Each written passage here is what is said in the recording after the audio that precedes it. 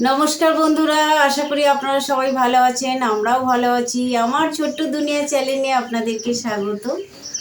তো বন্ধুরা, গরম কেমন পড়েছে বলুন। অতিরিক্ত গরম পড়েছে। বৈশাখ জ্যৈষ্ঠ মাসটা তো খুবই গরম। মানে গরম মানে কি, এত গরম অ্যালবেস্টার পুরো ফেটে মানে গায়ে উঠবে এরকম ব্যাপার। তো গরম অ্যালবেস্টার টিপে গেলে, পাখা চালালে পুরো গরমের তাপটা নিচের মধ্যে নামে। খুব কষ্ট হয় গরমে। তো বন্ধুরা, রোজ রোজ তো ভিডিও আমি ছাড়তে পারছি না। তা আপনারা কমেন্টে লিখেন, বৌদি আপনি ভিডিও ছাড়ছেন না কেন। তা আমার পরিস্থিতিটা আপনারা তো সবটাই সম্পূর্ণ জানেন, আমি এই কারণে ভিডিওটা ছাড়তে পারছি না। পরিস্থিতিটা বলতে আপনাদেরকে ভিডিওতে দেয়াই আছে যে আগস্টের 1 তারিখ দাদার ব্রেন স্ট্রোক হয়েছে। সেইখানে দাদা তো সম্পূর্ণ বসে আছে, আপনাদের সেটা আমি শেয়ার করেছি। আমি তো আপনাদেরকে ভিডিও দেখিয়েছি যে আমি ভ্যানে করে ফল বিক্রি করি। এবার সেখানে ফলটা আনার ব্যাপার আছে, এক এক দিন এক এক রকম মার্কেট করি। সেই জন্য আমি আর রোজ রোজ ভিডিও দিতে পারি না। দাদার আগস্টের যে শরীরটা খারাপ হয়েছিল, মানে এমনি যদি একটা কিছু হতো তাও ঠিক ছিল, ওনার তো হচ্ছে ব্রেনে না। তা প্রায় 10 মাস হয়ে গেল দাদার শরীর খারাপ হয়েছে। 1 বছর দাদা ঘরে বসে বসে বলতেই ফল এনে দিই, বসে বসে বিক্রি একটা করে। বাবা পুরো সংসারটা সামলায়। গরমে দোকানদারিও করতে ভালো লাগে না, এক একদিন মনে হয় ছুটি করি। কিন্তু দোকানদারি না করলে আবার খাওয়াও হবে না। সকাল হলে 4টে মানুষ খাবো, কোথায় থেকে পাবো। এখনের বাজার তো অবস্থা সবই জানেন, যে 100 টাকা এখন 10 টাকা, এমন অবস্থা। বাজারে গেলে 100 টাকায় কিচ্ছু হয় না। তো এবার 4টে মানুষ খেতে গেলে তো রেগুলার আমাকে দোকান দিতেই হবে।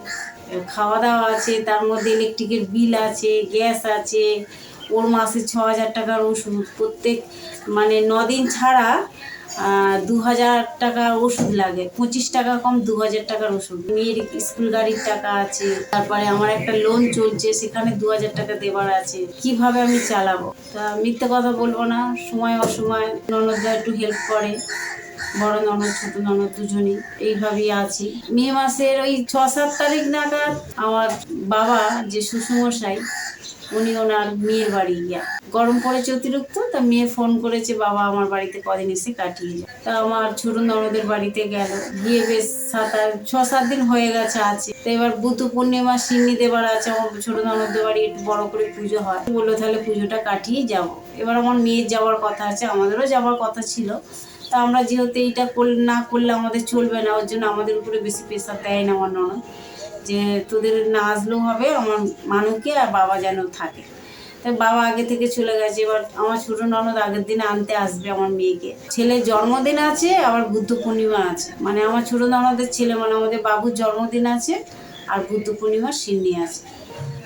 এবার দুটো অনুষ্ঠান। এবার আমার বাবা যেহেতু চলে গেছে, এবার মেয়েকে আমার ননদ আগের দিনে নিতে আসবে। হঠাৎ করে বাবা 6-7 দিন ছিল ভালো। তো বাবার শ্বাসকষ্ট হয়, আপনাদের তো দেখিয়েছি ভিডিওতে, বাবা যখন রান্না বান্না মাঝে মাঝে করতো। তো এইভাবেই বাবা ছিল। থাকার পরে দিদির বাড়ি গেল, দিদির বাড়ি গিয়ে ওইভাবে 6-7 দিন ছিল। থাকার পরে যেটা খেতে ইচ্ছা করেছে আমার ননদকে বলেছে খাইয়ে। তো এইভাবে বেশ ভালোই ছিল। আমাকে ফোন করতো, সকাল বিকেল দুবেলায় ফোন করতো, মেয়েকে ফোন করতো, বেটা কি করছো। আমার শ্বশুর আমাকে খুব কম বৌমা বলতো, আমাকে বাবু বলে কথা বলতো, বেটা বলতো। যাই হোক, উনি সংসারটা সামলে নিত, এবার আমি বাইরেটা সামলাতাম। যার জন্য আমার অতটা কষ্ট হতো না, যে ঘর বাইরে করা খুবই তো কষ্ট। উনি সংসারটা ম্যাক্সিমামটা করে নিত, সেই কারণে আমি বাইরেটা করে নিতে আমার অসুবিধে হতো। আমি ফুল আনতে যেতাম, ফল আনতে যেতাম, এইভাবেই ছিলাম। থাকতে থাকতে ওই বললাম ননদের বাড়ি গেল, হঠাৎ করে শ্বাসকষ্ট হলো। আগের দিনে সন্ধ্যেবেলা হয়েছে, পাম নিতে ঠিক হয়ে গেছে, ওই যে একটা পাম নিতে হয়, ওটা নিতে ঠিক হয়ে গেছে। তারপরে উঠেছে আমার ননদ, উঠে বলছে বাবা তোমার শরীর কেমন আছে। বললো মা আমার শরীরটা ভালো না। তখন আমার ছোট ননদ রান্না বান্না কিছু করলো না, সাথে সাথেই বাবাকে নিয়ে হসপিটাল চলে গেল, ভাঙড় হসপিটাল টালিগঞ্জ চলে গেল। চলে যাওয়ার পরে সারাদিন, মানে যখন ভর্তি করেছে সকাল থেকে বেশ ভালোই ছিল। সন্ধ্যে 9টা, 9:30, 10টা অবধি বাবা ভালো আছে। এবার ভালো আছে, তার মধ্যে 11টা 35-এ ফোন গেল যে তোমাদের বাবা আর নেই। তাহলে বন্ধুরা বলুন, আজ আমার যাচ্ছে আমি কি পরিস্থিতির উপর দিয়ে, আমি কিছুই বুঝতে পারছি না যে আমার কেন এরকম হচ্ছে। ছেলে অসুস্থ হয়ে গেল, ছেলে পড়ে আছে, বাবার জোরে আমি সংসারটা নিজেকে নিজে ভাবতেও পারতাম না যে আমি এত খাটতে পারবো। হ্যাঁ, শুধু উনি আমাকে সাপোর্ট করতো যে বেটা কষ্ট করে খেতে হবে, ওকে আর কি করবে বলো, ওকে তো সব ওষুধপালা কিনে কিনে খাওয়া, ভগবানের উপরে ছেড়ে দাও, ভগবান যা করে করো, তুমি যেরকম বাইরেটা করছো করো, ঘরটা আমি সামলে নেবো। উনি সবসময় আমাকে এটা বলতো। রাত্রিবেলা আমি বাজারে যাব, বাবাকে বলি ও বাবা ওদেরকে দেখো। তা এইভাবেই আমরা মানে ভালোভাবে এই 8, 10, 11 মাস কাটিয়ে নিলাম। তার মধ্যে উনি এরকম হঠাৎ করে আমার সঙ্গে ফোনে কথা হলো, সব হলো। আমি বললাম আমি বিকেলে আসছি। বললো হ্যাঁ বেটা এসো, মানুকে নিয়েই চলে আসো, পিসির কাছে দিয়ে যাবে, আমার হয়তো কালকে ছুটি দিয়ে দেবে। যেই মানুষের সঙ্গে এরম ভাবে ফোনে কথা হলো, সেই মানুষ যে ছেড়ে চলে যাবে, এতে কি মানে ভাবতেই পারছি না যে এরকম কি করে হলো। তো যাই হোক, এইভাবে উনি আমাদেরকে ছেড়ে চলে গেল। এবার কি করবো, আমি তো দিশাহারা হয়ে গেলাম। নিজের বাচ্চাকে দেখবো না, স্বামীকে দেখবো না, বাজারে যাব না, ঘর সামলাবো, আমি কি করব? আমার আর মানে কোনো কিছুতে মন লাগছে না। উনি হসপিটাল থেকে তার পরের দিনে সকালে আমার বাড়িতে এলো, এসে ওনাকে ঘুরিয়ে নিয়ে গেল। হসপিটালে ছিল, ও ছোট ননদের বাড়ি থেকে হসপিটালে ভর্তি করেছিল, আর ওখান থেকে ঘুরিয়ে নিয়ে গেল বাড়িতে। বাবা যখন এলো মনে হয় যেন পুরো ঘুমোচ্ছে। ওনাকে দেখে আর আমার মানে নিজেকে নিজে সামলাতে ইচ্ছা করছে না যে আমি কি করে মানুষটাকে হারালাম। ভালো ছিল মানে এতটাই ভালো ছিল, আমার কষ্টটা উনি বুঝতো যে না আমার বেটার খুব কষ্ট হচ্ছে, যতটা পারতো উনি করে রাখ। আমাদের দুজনের মধ্যে আবার খুব মনোমিলনে হতো, আবার রাগ হতো, আবার বাবা না খেলে আমি খেতাম না। দুজনে শ্বশুর বৌমার মধ্যে এমন একটা সম্পর্ক, বাবা আমাকে বকবে, আমি বাবাকে বকবো, এরকমভাবে আমরা ছিলাম। তা মানুষটা আমাদের ছেড়ে চলে গেল, কি করব এখন? এখন পরিস্থিতি তো খুবই খারাপ, না খাটতে গেলে খাওয়া হবে না। আর ওই সব চিন্তা করে করে নিজের শরীর দুর্বল হয়ে গেছে, প্রেশার খুব কমে গেছে। সবসময় চিন্তা করি, রাত্রিবেলা উঠে খুব মনে করি, হ্যাঁ কাঁদি। ওদের সামনে কাঁদলে ওরাও কাঁদবে। ও যেহেতু একটা পেশেন্ট, আমার বাচ্চা তো দাদু ছাড়া কিছুই চেনে না। ও সবসময় দাদুর লেউড়ে ছিল, দাদু ছাড়া কিচ্ছু জানে না। যেখানে যাবে দাদু, যেখানে যাবে দাদু, সব সময় দাদু খাই দেবে দাদু। কিছু হয়তো করতে বললো, আমি সেটা ভেকাতি করলাম যে আমার সময় নিয়ে করতে পারবো না, দাদু ফটোর কাছে যে দাঁড়িয়ে দাঁড়িয়ে কাঁদবে, দাদু মা আমাকে এটা বানিয়ে দিচ্ছে না, হ্যাঁ দাদু তুমি পিসিদেরকে বলো না আমাকে নিয়ে চলে যেতে। এরম করে কাঁদবে, এরম করে বলবে, কি মায়া লাগে তখন। কিন্তু আমি ওই মায়াটাও আর তখন রাখি না, মন শক্ত করে ওকে ভয় দেখা যে আমার পরিস্থিতিটা বুঝবি না, আমি না এই যে বাজারে যে ফলগুলো বিক্রি করি পাপা তো গুলিয়ে দেবে, এত কষ্ট করে ফলগুলো আনি পাপা গুলিয়ে দেবে না, তাহলে বিক্রি যদি করবো পয়সা না যদি পাবো তাহলে এনে লাভটা কি। এরকম বুঝি বাজি চলে যাবো বাবার ফল বিক্রি করতে। হ্যাঁ, তা বন্ধুরা আপনাদেরকে কি করে বলবো আমি জানি না। আমার দুটো ননদ যেমনই হোক, আমাকে হয়তো যে অতটা আমি করি না, যে আমি সবসময় ভাবতাম যে আমার দুটো ননদ আছে, আমি আমার কিছু বলে আমার ননদ দুটো ছাড়া আমি কিছু জানি না। সব কিছু আগে আমার ননদদেরকে আমি বলবো, বাবাই করেছে বাবাই করেছে, তারা বাবাকে বকবে, আমি বকবো, এইভাবেই আমাদের কাটতো দিনগুলো। কিন্তু আমার দুটো ননদ যে ননদ, এরকম ননদ আমি ভাগ্য করে পেয়েছি। আমার দুটো নন্দাও ভালো, দুটো ননদও ভালো, আর দুটো ননদের পরিবারও পেয়েছে খুব ভালো। কারণ দিদির বড়দির শাশুড়ি, কাকি শাশুড়ি আছে, নিজের শাশুড়ি, উনিও গত হয়েছে বাবা হওয়ার 1 মাস আগে। আমার ছোট ননদের শাশুড়ি, মানে দুটো পরিবার এতটাই ভালো, শুধু ভালো বলাটা নিজেদের যেন লজ্জা লাগে, খুবই ভালো। ওই দুটো মানে দুটো ননদের পরিবার থেকে আমরা আজকের আছি। যে বাবা চলে গেছে তো কী হয়েছে, আমরা তো আছি। আমার দুটো ননদ এত ভালো, দুটো নন্দাও যেমনি, ননদও তেমনি, ননদের শাশুড়িরাও তেমনি, দেওরাও তেমনি, সবাই ভালো। কিন্তু আমার বরকে তো খুবই ভালোবাসে। হ্যাঁ, আপনাদের দাদাকে, আমার দুটো ননদের ছোট তো ভাই হয়, তা ভাইকে ওরা দু বোনে খুব ভালোবাসে। ভাইয়ের সময় অসময় সব সময় বলেছে যে তোর পাশে আমরা আছি, তুই চিন্তা করবি না। তো সুবিধা অসুবিধা দেখ, একজনের সংসারে অভাব পড়লে একজন তো দিলে হয় না, তো খাটতে হবে। যখন সুবিধা অসুবিধার প্রয়োজন পড়বে, দরকার লাগবে, আমরা তোর জন্য আছি, তোর চিন্তা করবি না, সব সময় ভালো থাকবি, সুস্থ থাকবি, আমরা ঠাকুরের কাছে এটাই কামনা করি। বাবা চলে গেছে, আমরা আছি 3 ভাই বোন, তা আমরা 3 ভাই বোন এইভাবেই থাক, কোনোদিন কষ্ট পাবি না যে বাবা চলে গেছে আমার কি হবে, না আমরা তো আছি। আমরা যাতায়াত করবো, আসবো, আমাদেরকে ডাকবি হাঁকবি, আমরা তোর পাশে সবসময় আছি। তা আজকে বাবা যে চলে গেছে, আমার যেই পরিস্থিতি, আমার ননদ দুটো খুব সাপোর্ট করেছে আমাকে। আমার ননদ দুটো আমার খুব পাশে থেকেছে, আমাকে খুব ভালোবেসেছে। ও কোথা থেকে খরচা করবে, তার জন্যে ওরা আমাকে হেল্প করেছে। আমার মানে ঘাটে থেকে সাধ্য থেকে সব কিছু ওরা হেল্প করেছে। ওরা এতটাই ভালো যে আমাকে কিছু চাইতে হয়নি। আর আমার কোনো সাহায্য আমি কারো থেকে করি না, সবটাই আমার ননদরা খরচা করেছে। আমার ননদরা খুবই ভালো আছে, ওরা ভালো থাক, ওরা সুস্থ থাক। দেখো, যে যার ব্যাপারটা সে যার জানবে। আমার কাছে তো ওরা ভালো আছে, আমি ঠাকুরের কাছে কামনা করবো ওরা ভালোই থাকে।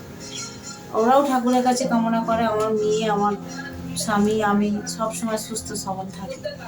তা আমি যখনই ডাকবো তখনই ওদের পাশে পাবো। আমার দুটো নন্দাই খুব আমাদের সাপোর্ট করে, আমাদের দেখে, আমাদের হেল্প করে। ভাই অন্তপ্রাণ। আমার মেয়ের তো ম্যাক্সিমাম খাতা বই টুকটাক যেটা যা লাগে, জামা কাপড়, সে ও অসুস্থ হওয়ার আগেও ছিল আর এখনও ছিল। ও সবসময় যেটা আগে করতো পিসিরা, যে ও ভাই অসুস্থ, আজকে ভাইয়ের পাশে কেউ নেই, আর আমরা 2 বোন আছি, ভাই আমরা 3 ভাই বোন, তা আমরা ছাড়া আর ওর আছে কে?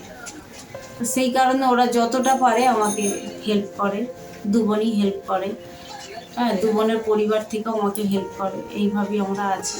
বন্ধুরা, আমার শ্বশুরমশাইদের চলে গেছে, মানে আমি আর ওই জিনিসটা মেনে নিতে পারছি না যে বাবা আমাদের মধ্যে নেই।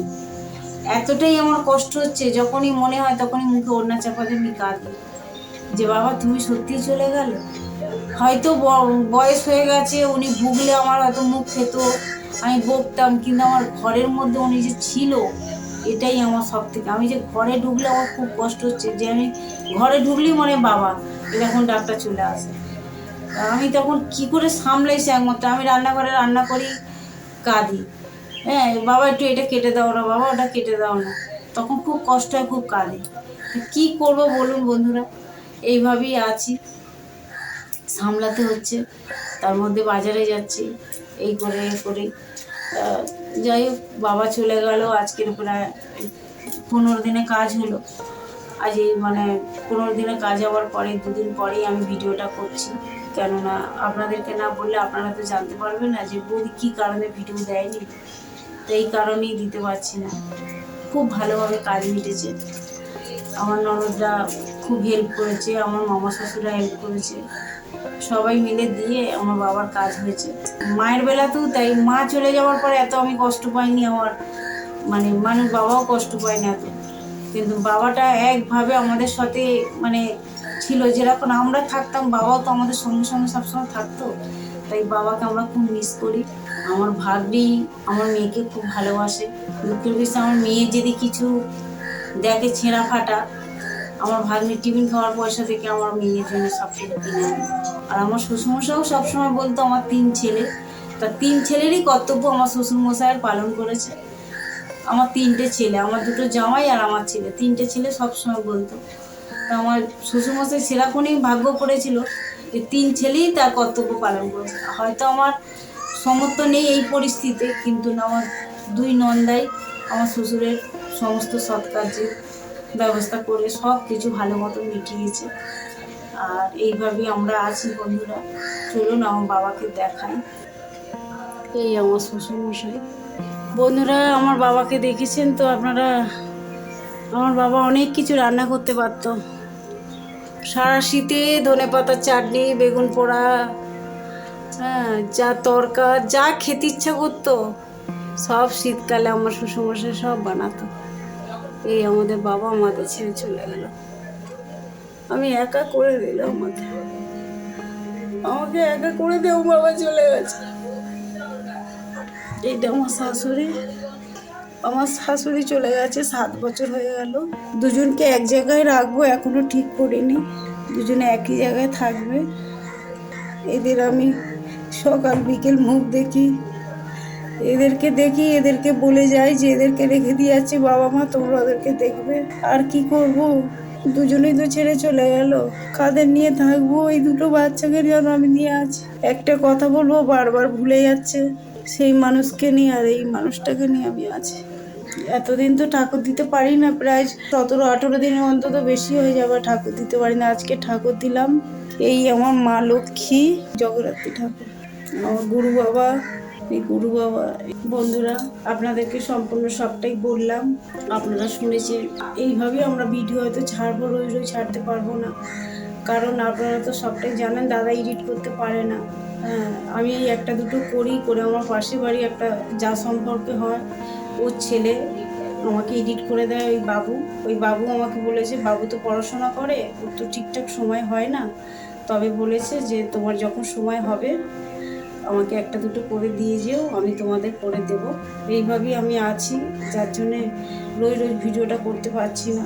তা আপনারা আমাদের পাশে থাকবেন, ভালোবাসবেন, বেশি বেশি করে আমার চ্যানেলটা শেয়ার করবেন আর লাইক করবেন। প্লিজ আমার চ্যানেলটা সাবস্ক্রাইব করবেন। আমার সম্পূর্ণ সবটাই যা যা আমার পরিবারে হয় আমি সব আপনাদের সঙ্গে শেয়ার করলাম। যেটা হয়েছে সেটাও শেয়ার করলাম। রোজ রোজ যেটা হতো সেটা তো শেয়ার করতাম, সেটা তো আর পারলাম না রোজ রোজ করতে ভিডিও। যেহেতু এডিট করতে পারলেও রোজ ভিডিও করলে ঠিক আছে, আমরা ধরতে গেলে আমাদের একজন হেল্প করে বলে তাই আমরা পাচ্ছি। ওরা খুবই ভালোবাসে যে দাদার এই অবস্থা, তুমি যেরকম পারবে আমাদের করে দিয়ে যাবে, আমি যেরকম পারবো সময় করে আমি টুকটুক করে একটা দুটো ছাড়বো। তাই এইভাবে আমরা করছি ভিডিও। বন্ধুরা আমাদের পাশে থাকবেন, ভালোবাসবে। সবার কথা বলবো কি,